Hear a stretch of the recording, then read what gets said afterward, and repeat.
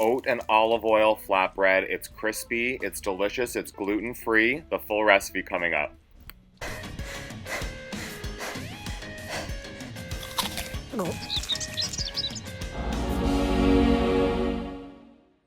Hello, my mindful foodies. Welcome back to Move, Nourish, Heal. Today I'm going to make oat and olive oil flatbread. This is gluten-free and delicious and crispy. Pour into a bowl 1.5 cups of lukewarm water, just warm to the touch, not too hot or it can kind of kill off some of the yeast.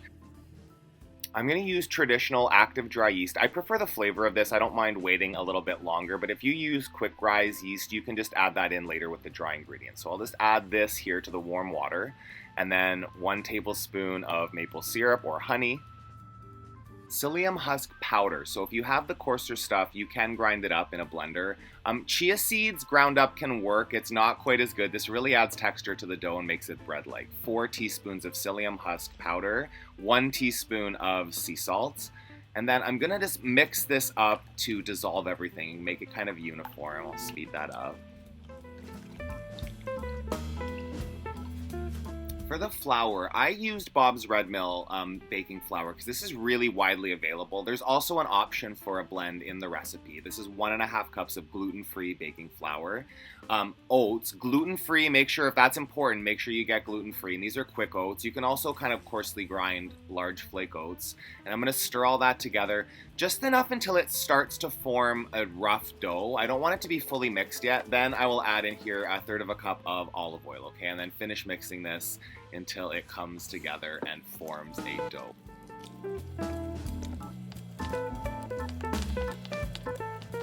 Just be patient. Eventually it will come together and form this dough, and it should be not too sticky. Once the chia or the psyllium husk sets up, you should be able to touch it without it being super sticky.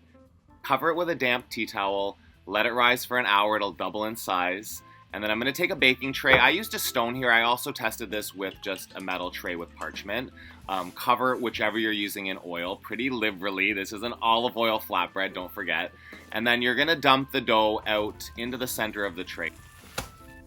And then here with your tips of your fingers, ideally oiled so that they don't stick to the dough. It's not that sticky, but it can happen. See, yeah. So I just washed those, and then use some oil from the tray and gently press it out. You don't want to press all the air out of it, but kind of making it into a rectangle or an oval, and then allow that to rise for another 20 minutes or so. It'll just get a little bit bigger. Cover that again with oil, olive oil, flatbread, remember. You don't have to use this much, but put some on top to help it crisp up. And then if you like, sprinkle with some flake sea salt or some herbs or whatever you want to put on top of there before it goes into the oven. And this will take about 25 to 35 minutes, depending on your oven, depending on what you bake it on.